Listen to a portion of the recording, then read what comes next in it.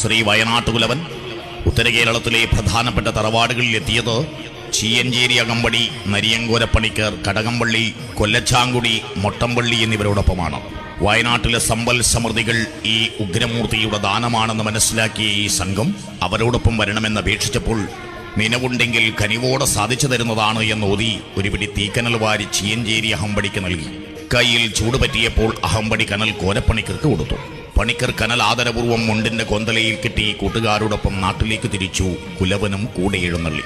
മലനാട്ടിലേക്ക് കൃപാപുരസരം എഴുന്നള്ളിയ ശ്രീ വയനാട്ടുകുലവൻ എരമത്തെത്തിച്ചേർന്നു.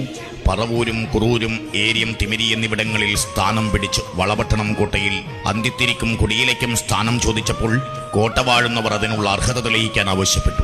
ഇത് കണ്ട കുലവൻ ചീയഞ്ചേരി അഹമ്പടി, കോലച്ചാങ്കുഴി, കോട്ടവാതിൽക്കൽ തണ്ടാൻ തുടങ്ങിയവരോടൊത്ത് കാക്കക്കിരിക്കാൻ കൊമ്പില്ലാത്ത മണൽപ്പുറത്തേക്ക് എഴുന്നള്ളി തന്റെ മായിക ശക്തിയാൽ മണപ്പുറത്തെ ഘോരവനമാക്കി പന്നിയുടെയും മലാന്റെയും പുലിയുടെയും തോലും നായാട്ടിറച്ചിയുമായി വാഴുന്നവരെ തന്റെ വൈഭവം തെളിയിച്ച് കോട്ടയുടെ കന്നിയിടത്തിൽ കൊടിയിലേക്ക് സ്ഥാനം നേടി. പിന്നെയും വടക്കോട്ട് നീങ്ങി മടിയൻ ക്ഷേത്രപാലകന്റെ തെക്കിനി സ്ഥലവും കോട്ടച്ചേരി പട്ടത കനിരാശിയും കിഴക്കിനിയും ആനവാതിൽക്കൽ കരിപ്പൊരി എന്ന കൊട്ടിലും കിഴക്കേയറ്റത്ത് ബന്തെടുക്ക ശാസ്താവും പൊടിപ്പള്ളത്ത് വീരന്മാരും പരക്കുളങ്ങര ഭഗവതി, ശ്രീകുറുമ്പാ ഭഗവതി എന്നീ ചൈതന്യങ്ങളും ഇതിലൊക്കെയും ഉപരിയായി പനയാലപ്പൻ, തൃക്കണ്ണാലപ്പൻ, കുണ്ടൻകുഴിയപ്പൻ, വേലക്കുന്നിലപ്പൻ, ശിവപുരത്തപ്പൻ എന്നീ ദൈവങ്ങളും നാട്ടിന്റെ ഐശ്വര്യവും ക്ഷേമവുമായി നിലകൊള്ളുന്നു. പിന്നെയും സഞ്ചരിച്ച ബേക്കലമഴിമുഖത്ത് വെച്ച് ബംബേര്യൻ വഴി തടസ്സപ്പെടുത്തി മാർഗതടസ്സം വരുത്തിയ ബംബേര്യന്റെ ഒരു കാൽ എഴുതി വീഴ്ത്തിയ ശേഷം കുതിർമൽ മുരിക്കഞ്ചേരിക്കേളുവിന്റെ ആസ്ഥാനത്തെത്തി തനിക്ക് കുടികൊള്ളാൻ സ്ഥലം ആവശ്യപ്പെട്ടു. ശ്രീ തൃക്കണ്ണാലപ്പനെ കണ്ടറിയിച്ചപ്പോൾ കീഴൂർ ധർമ്മശാസ്താവിന്റെ അധീനതയിലുള്ള സ്ഥലത്തുനിന്ന് സമ്മതം വാങ്ങാൻ നിർദ്ദേശിച്ചു. ധർമ്മശാസ്താവ് കാഞ്ഞിരൂട്ട് ആനവാതിൽക്കൽ സ്ഥലം കാണിച്ചു കൊടുത്തെങ്കിലും ഭാഷാവ്യത്യാസം കാരണം തൃപ്തിയായില്ല.